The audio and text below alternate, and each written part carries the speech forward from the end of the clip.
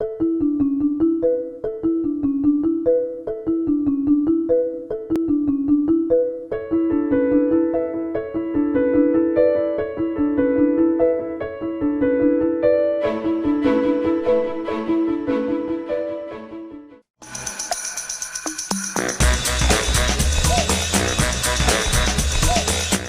I'm Naisha McCauley, and you're watching AccessTV.org.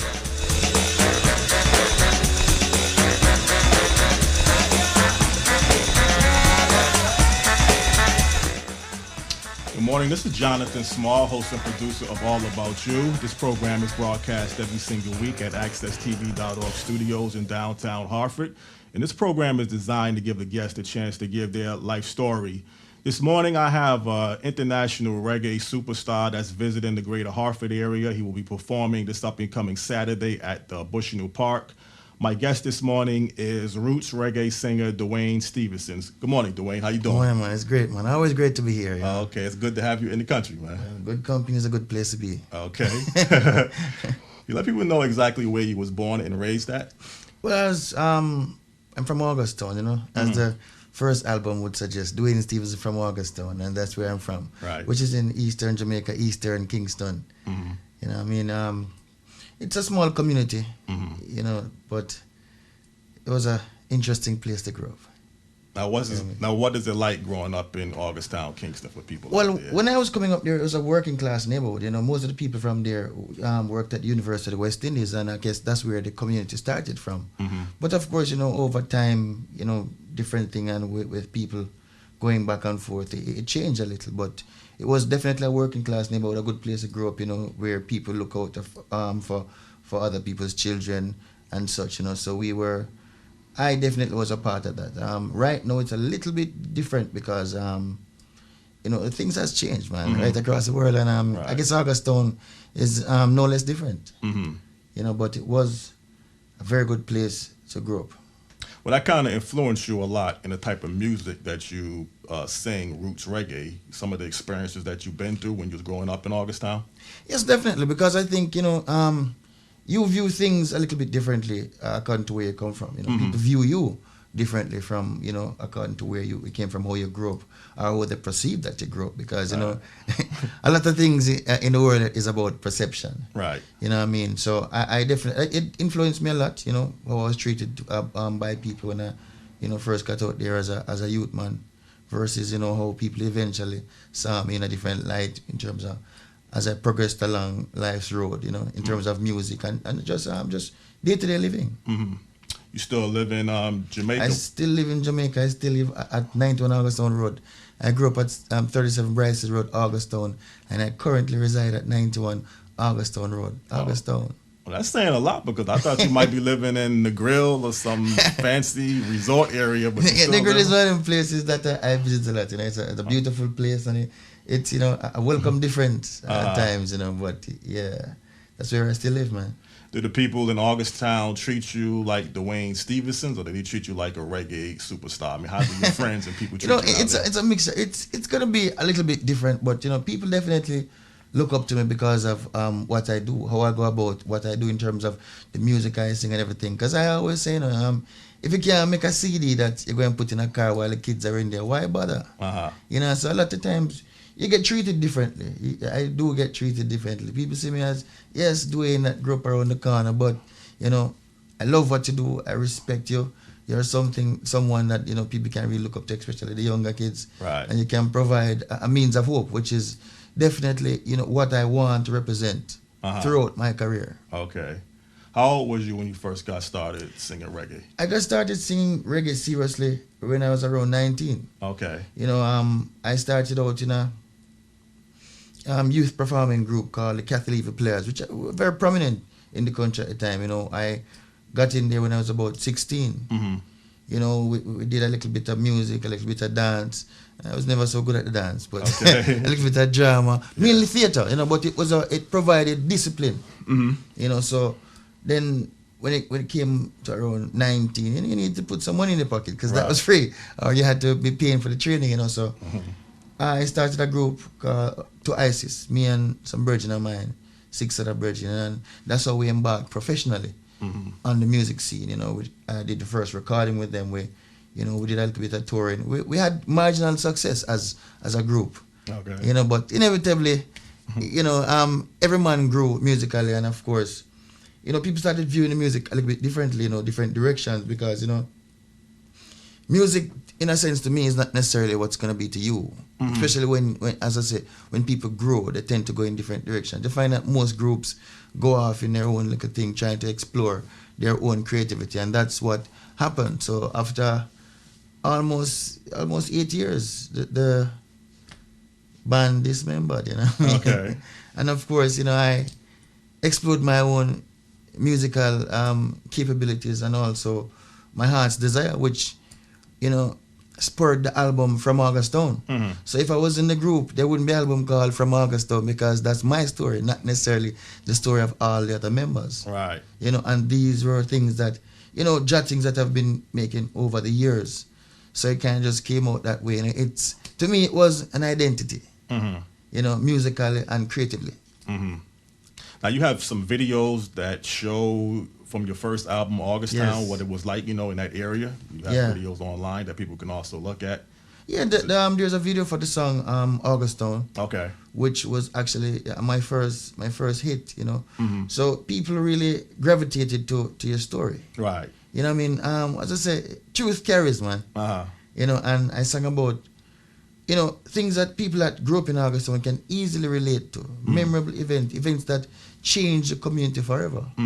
You know, some for better, some for worse, but, you know, I think it's almost as if I wrote a diary and people just started picking it up. Well, let people know the difference between, because you sing roots reggae. Yeah. That's not quite the same as regular reggae, or is it a little bit different? No, roots reggae, I mean, reggae has different boundaries, you know what I mean? So it's, people call more dancehall and more up-tempo thing, you know, reggae. So it all comes under the banner of reggae. But when you say roots reggae, you know, you're talking about real one-job kind of vibe, the Peter Touch kind of vibe, the Bob Marley kind of vibe, versus, you know, other people like the Beenie Man and Bounty Killer. So when you say roots reggae, you know exactly what you're talking about. You know what I mean? Okay. The roots of reggae music, where it all started.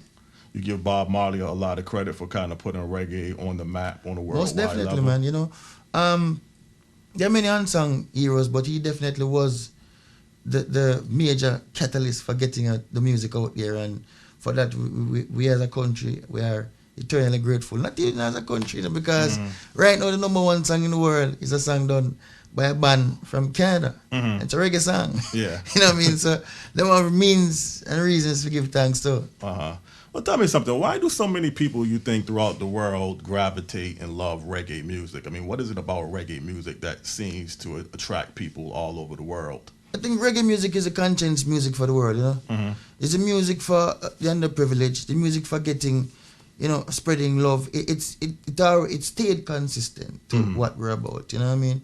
It was always about the Irie feeling, Irie vibe, you know, good living, empowerment, you know, helping the underprivileged, looking out for your brother, man. So, you know, things like that is always necessary and relevant, not only in Jamaica, but across the world.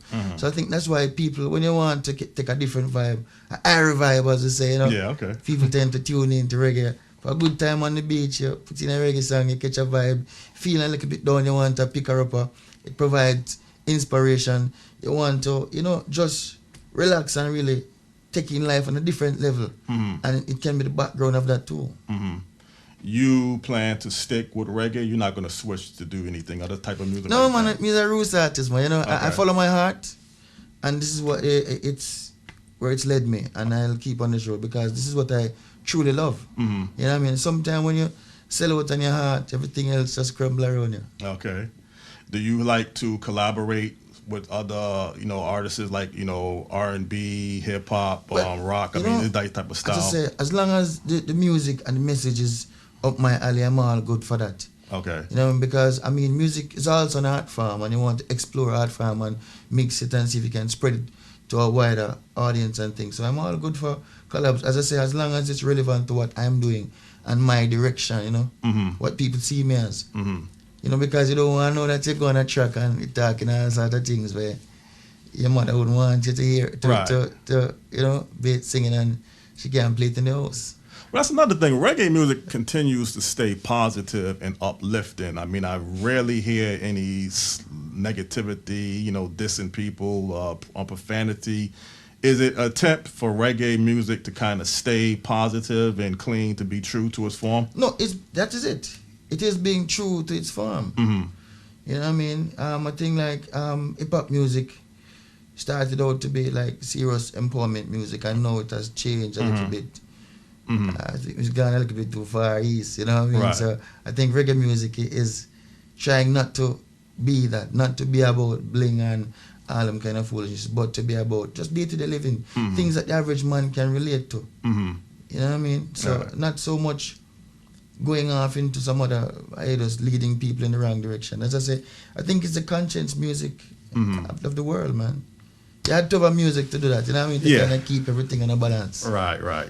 Now, the thing about reggae, though, what gives it its unique flavor and style is like the bass and the drums. Is that kind of what is the main focal point for reggae music? Drum and bass. Drum and bass, okay. Yeah, man, Sly and Robbie style. Right. Real popular on producer Sly and Robbie. Yeah. Okay. Now, you got a lot of great reggae stars, entertainers that came along the way. Steel Pulse, Third World. Yeah. I know you like a lot of different reggae singers, and we talked about Bob Marley, Jimmy Cliff. You feel like right now you're kind of in the next generation of the reggae stars, trying to take it to a different level, or you? Well, most definitely. You know, I mean, you know, as an artist and as a person, you always try to surge forward, you know what I mean? And I would like that when it's all said and done, when the scrolls are being written, my name is mentioned there somewhere in a positive light. You know what I mean? And if you don't want that, I think, then why get up in the mornings, man? Right. Why get up in the morning? I mean, if you're going to work and you want to be the accountant, if you don't want to be the chartered accountant in a big office, why bother go to work? You know, you have to start in the mail room and work your way up. But you can't go to work and decide that you're going to be in the mail room all your life, man. Right. It's a good place to start because we all have to start somewhere, but where does it end? Well, you know, reggae music is really popular in a lot of places, as I mentioned, and you're here in Hartford, and reggae is very popular here in Hartford, too. What kind of areas throughout the country you think has the best reggae market? Is it like Miami, New York? I mean, which? Well, no, I would say it's Midwest or West, man. You know, from Arizona straight out to LA and up all that line, Seattle and them places are seriously into reggae music. Okay. You know what I mean? Definitely more roots than anything else. But you know, it's a great scene out there. It's every time I go there, it just grows and grows and grows, and it becomes bigger. You know what I mean? So in terms of America, it's definitely that side. Of course, people throughout the country, you know, really are really into reggae music because you know I toured with the Wailers for about 2 years as an opening act and everything, and I mean, we went to practically every crevice and corner in the country, man, and people are loving it. You know what I mean? In the winter time, they think it's, you know, their little bit of sunshine that they take to them from Jamaica. So people really look forward to it. You know, but definitely out west, Midwest. Midwest, okay. And you, like you mentioned, reggae is really a Jamaican original music. It started in Jamaica. It started in Jamaica. It came from Revolution. You know, we started at Ska. We ended up at Rocksteady, but a lot of people think that Rocksteady was a little bit too slow. So they sped it up a little and then start adding your own flavor. You know what I mean? Okay. Start adding some of them drums from Africa. And them things versus things we learn in Jamaica, because after a while you couldn't beat certain drums in Jamaica anymore because, you know, the slave masters were aware that, you know, drums are war drum, peace drum, you're sending all sorts of messages. So we had to make it in a form of music. So that's where the whole thing came from. But there was the evolution, like anything else, and we ended up with reggae, and I think it really made an indelible mark on the world. You've been all over the world. Have you been to Africa before? I have been to Africa. I've been to Zambia and South Africa. You know, it's a great experience performing there. It's just like home, man. Well, that's what I always tell people. Jamaica and Haiti gets most of its culture from Africa. You know, when you look at the history, we do. We do definitely. You know, Africa is the background of most of what we do as a nation in terms of culturally. You know what I mean? But of course, over the years, with the influx of people from India and so, you know, things might be a little change, a little mixing. Is a big Dutch pot situation going on, but the roots of it is still Africanism. Now, why is the Jamaican culture so popular all over the world? Everybody seems to want to emulate the Jamaican culture. I mean, what kind of separates Jamaica, this one island that everybody wants to act and be like a Jamaican style? I mean, it's really popular. You know, I think Jamaica is a colorful country. It is, you know, and we walk upright. Right. We walk upright to be proud. We walk upright to be seen. We walk upright to be confident. And it carries. Okay. You know what I mean? It carries. We know that this is us. Right. This is what we present. You know what I mean? So we like what you're doing and everything good, but we this. Yes. You know what I mean? I think that is what carry about Jamaicans. And it also puts into not just the reggae music, but the food is very popular all over the world. Everybody loves the ackee and salt fish, and it's a real popular international Yeah, dish. man. We are, so, you know, we're culinary artists, you know, because, you know, from a young in Jamaica, you're taught to, you know, bounce around the kitchen. Whether you're a man or a woman, you know what I mean? You're really, the serious emphasis on going in the kitchen and being a culinary artist just for the home. Yes. And then it carries. Okay. Okay. Well, Duane Stephenson, we are up on our first break. We're going to take a quick break and come back with the part 2 interview segment with you. And then I hope for people to stay out there and tune in. This is Jonathan Small. I'm hosting All About You this morning with my special guest, international reggae star Duane Stephenson. And we will be right back very shortly. Thank you.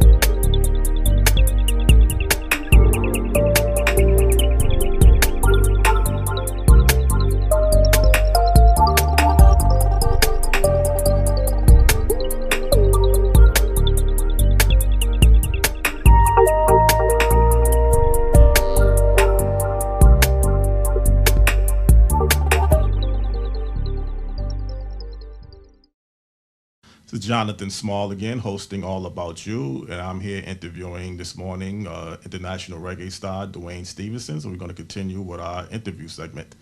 Duane, I know you're visiting here. You had a performance last night at the West Indian Social Club in Hartford, and you're going to be also performing this upcoming Saturday at the West Indian or the Carnival Parade at Bushnell Park. Yes. What's the vibe like that you've been feeling since you've been in Hartford this week? You know, the energy is always good, man. The energy is good. People are loving it. You know what I mean? I think it brings a little bit of sunshine, a little bit of color to what's happening here. You know what I mean? Because most times people try to just go about their businesses and try to, you know, just try to live. But sometimes when you get that break, it's always a good vibe. You know what I mean? And I mean, you know, I represent for people well, so Right. You know, the vibe is always very positive towards me, and I'm so grateful for that. I can't take it for granted. Right. So this up and coming Saturday, you're going to be Yes, in the performing park, outdoors in the Bushnell Master Park. Griffiths, Edwin Yearwood out of Trinidad. Mm-hmm. So it's definitely going to be a blast, man. People can come up with their family and really enjoy a great afternoon of good music, man. Will this be your first performance at the Bushnell Park? It will be. Okay. It will be, you know. All right. But what a place. Yeah, you're trying to put Hartford back on the map, and this carnival is always a big event every single year, Carnival Week. You also performed one time for former President Bill Clinton. Yeah, that was while I was a part of the youth group that I was talking about, the Catholic Players down in Miami. It was a very interesting event, but you know, Yeah, it was, for you coming out of Jamaica, and especially from a place called Augustown, and you end up meeting leaders of the world. Right. Sometimes it's just blissful. Uh-huh. Because, we sometimes weren't even taught to think that far ahead. Uh-huh. You know what I mean? We all are taught to motivate yourself for better, to move forward. But, when you're shaking the hand of the president of the world, it's yeah. It's a little bit blissful. Right. Especially at the age, because I was about 18, just, turning 18. Okay. So it was definitely something else for me, you know what I mean? Uh-huh. Well, like I say, I mean, you really grown a lot, and that was a real big start to be able to perform in front of President Bill Clinton and everything. You also do writing and producing on your albums? Or just the writing part? Mainly writing. In terms of production, I dabble in it a little bit, but you know what? I'm not telling myself that with all the great producers out there, there is enough to go around. So what I do, I mainly write. And I also write for other people like Lucian. I've done work for Morgan Heritage extensively, for people like Jackie, which are really prominent reggae stars in their own right. You know what I mean? So I think that's where the cameras and the light actually turned on me at first as a writer. Because, as much as I was in a singing group and everything, we had marginal success, but nothing compared to, my writing abilities at first. I was introduced to writing for other people through Dean Fraser, which is one of Jamaica's greatest saxophonist, and definitely a music legend and icon in his own right as a producer and as an artist and as a saxophonist, So he did a lot of work for these people, and I was introduced to them by him. Okay. And one or two works that I did really kind of took wings. And I think that's when people started zooming on me as a writer. Right. And then, I started sending out demo tapes to people, and people started saying, hold on, is who sing that song that you sent in demo? You sure you don't want to do a song for me? It just kind of, got away from there, man. But, I'm grateful for that opportunity. Do you enjoy writing just as much as you do singing? I do, because, it provides me an opportunity to paint different pictures, because as a writer, I try to really zoom in on people's personality, what they're about, because you don't want to write that, this man is all about cars and this man is into bikes. You know what I mean? So it provides you an opportunity to paint different pictures, and it's a great feeling. It's a challenge, right? But it's interesting. I'm always up for challenges, man. Anything, because as I say, it's just the artist that's inside, man. Right.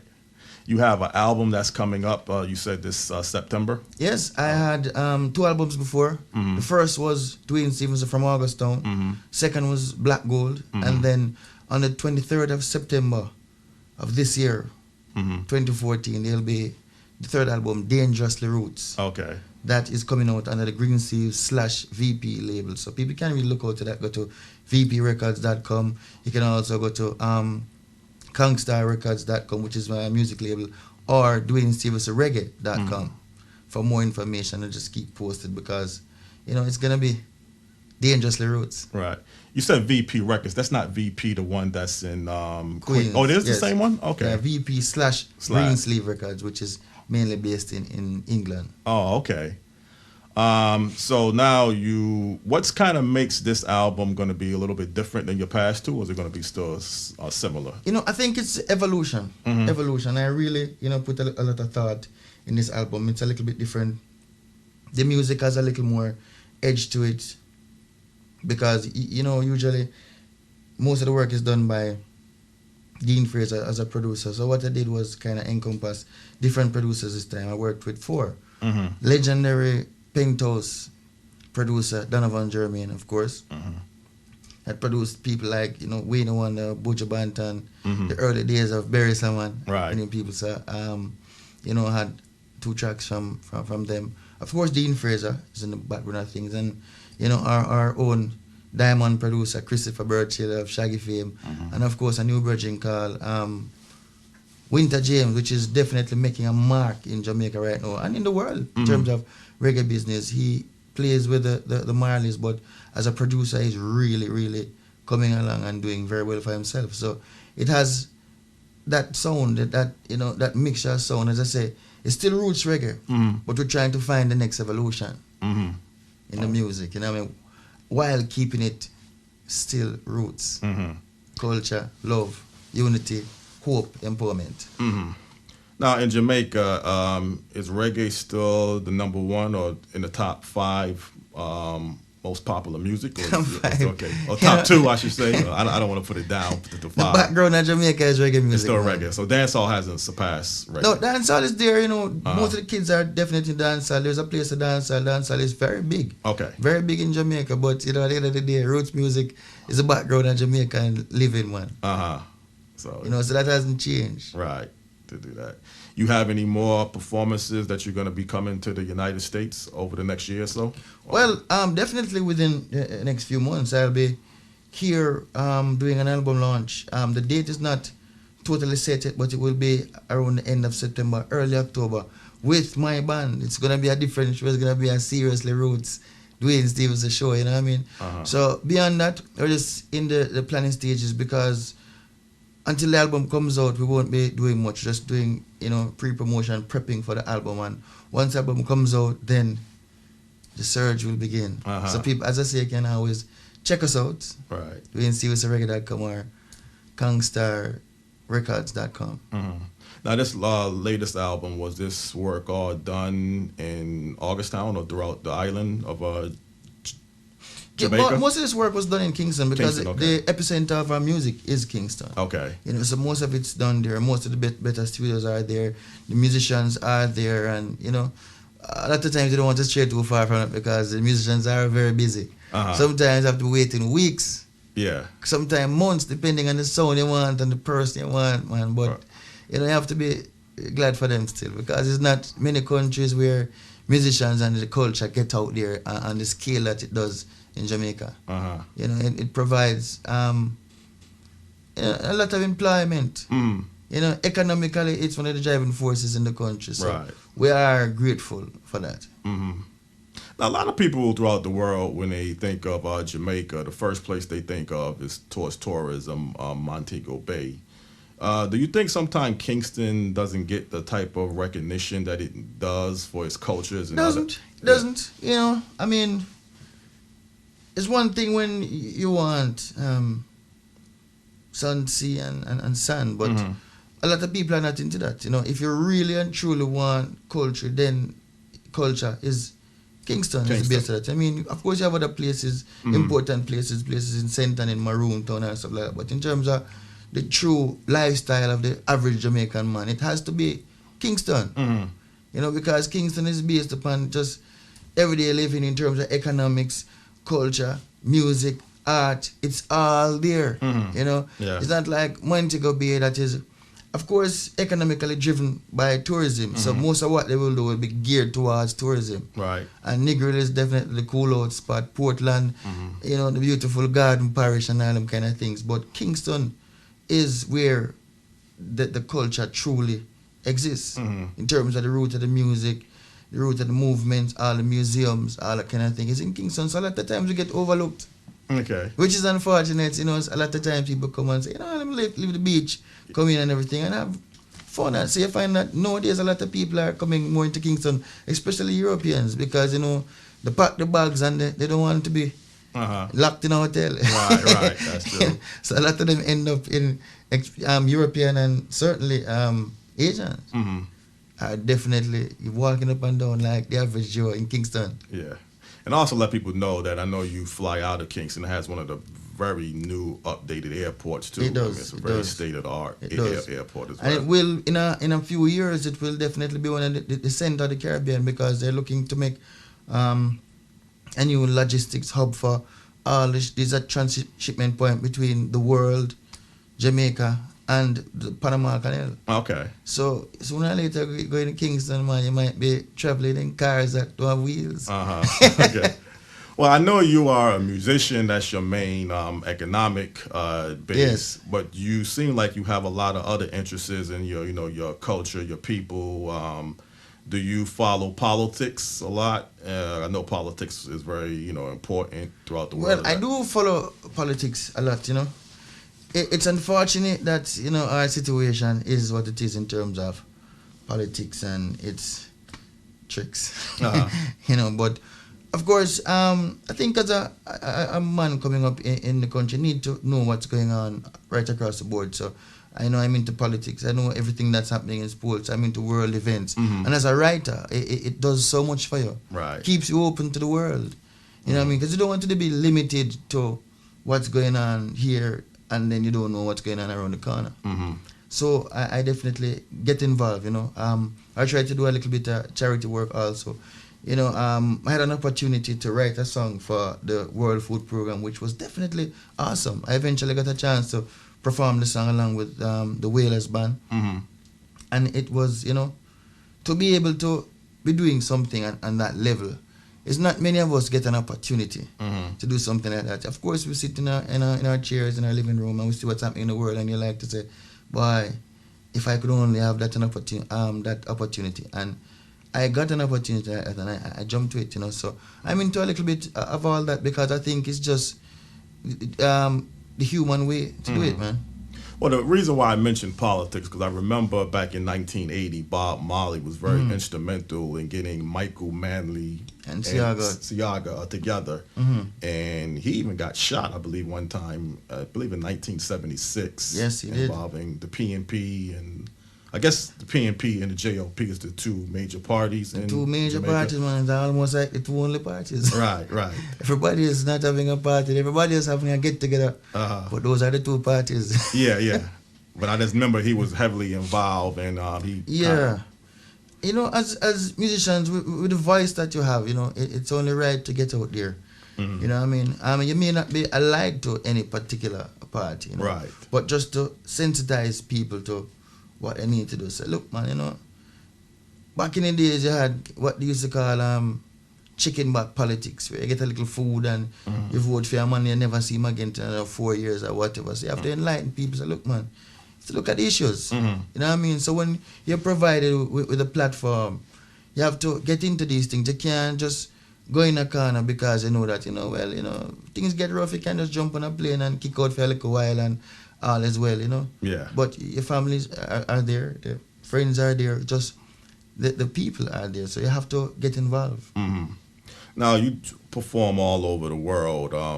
Could you kind of let people know one of your favorite places that you love to perform at, or you love to go and do your shows? I'd probably say, for me, it's between Amsterdam and Suriname. Oh, okay. You know, Amsterdam is always such a exciting place to perform. Always, that place just puts on a good show, man. You know, people really into the music, and it's such a great cross culture of people. Right. In Amsterdam is one of the cities in Europe that, you know, you can find anyone from anywhere in the world. And you don't really have to really be searching for them.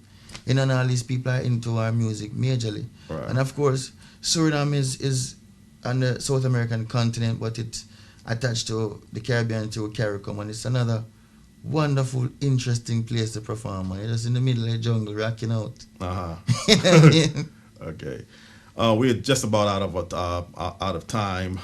Is there any last things you want people to know about Duane Stephenson that they may not be aware of about your life before we close the show? I would say, you know, you've heard most of, you know, what's going on. I'm just saying, you know, enough thanks for the support that the music has been getting. Enough thanks for myself. Right. You know, for inviting me into your homes via your radio and your TV. Yeah. I say, you know, I'm truly grateful because, you know, you never had to tune in and watch. You know, I could still be singing in the bathroom, but, you know, because of, you know, people I got out there. So I'm saying enough thanks. You know, I'm grateful. Look out for the album, the 23rd of September, Dangerously Roots. You can check out the music, DuaneStevensonReggae.com, KongstarRecords.com, or you can go directly to VP/GreensleeveRecords.com. You know what I mean? So, enough thanks, and thanks for the opportunity to have me here. You know what I mean? And again, you're going to be performing this up and coming Saturday at Bushnell Park in downtown Hartford. Just come out with the family, man. Come out with the family, you know, walk with your little igloos, your chair. Okay. And just come and have some fun. All right. Well, I really enjoyed this. It was a very enlightening conversation that I had with you this morning, and I wish you the very success with your up-and-coming album, your performance this up-and-coming Saturday, and going into the remaining part of the year. Enough thanks. All right. Duane Stephenson's international reggae star. This is Jonathan Small. I had enjoyed hosting my program this morning, All About You, with roots reggae star Duane Stephenson. As I mentioned to you every single week, there's a lot of good programs that you could always watch on accesstv.org. And as I also say to everybody out there, have a very blessed day and keep the faith. Thank you.